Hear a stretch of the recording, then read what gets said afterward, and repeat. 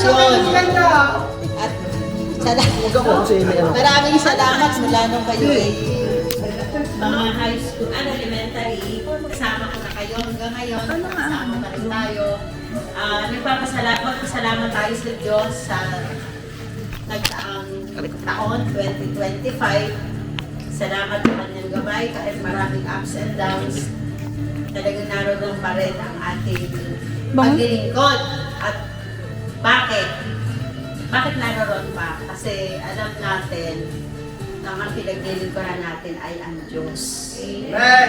Amen! Amen! Kaya lagi nyo nang tatandaan na ang pinaglilingkuran natin ay si Lord. Ang kinakantahan natin ay si Lord. Dahil kung ang ating kinakantahan ay tao, wala na tayo dito. Kaya nga maraming nagagandahan sa atin. Tama! Palakpakan naman dyan. Yay!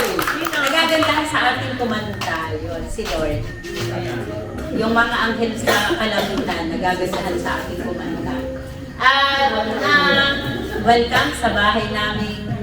Hindi naman maganda, pero bukas naman sa lahat. Kung anong meron ako sa table, eh yun ay talagang ino-offer ko siya. Ino-offer ko yun, the glory of God. May asin doon, joke lang. Hindi yan, basta magsasalo-salo na natin yung mga dala ninyo, pati na rin yung bigay ko. Tapos yung mga regalo ninyo ay inyong pasalamatan dahil ang lahat ay galing sa Diyos. Basta kayo magpasalamat lagi sa Panginoon. At sabi nga kanina sa homily ni Father Joel, lagi tayong humingi ng panalangin sa mahal na Birhen. Now and forever, ipanalangin mo kami, mahal na Birhen Maria.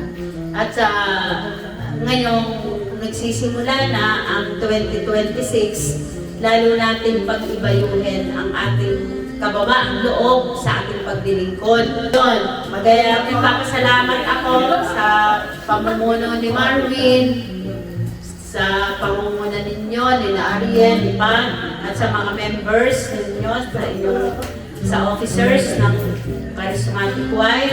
Alam ko na marami naman kayong magagandang layunin, mga plano, pero lagi ninyong ikonsulta yan kay Lord, lagi ninyong unahin ang Panginoon, at ang lahat ay aking mapapagtagumpayan. At kayo naman, ay ako na may kilala na ninyo mula ulong ng talampakan, mula balahibo, sa ulo hanggang dito sa talampakan. Kilala na ninyo ako. Ako yung pag nagsasalita lang, ba't ako'y nainis, mamaya naman nyo wala na. Kaya, dear choir, I love you all. I love you all.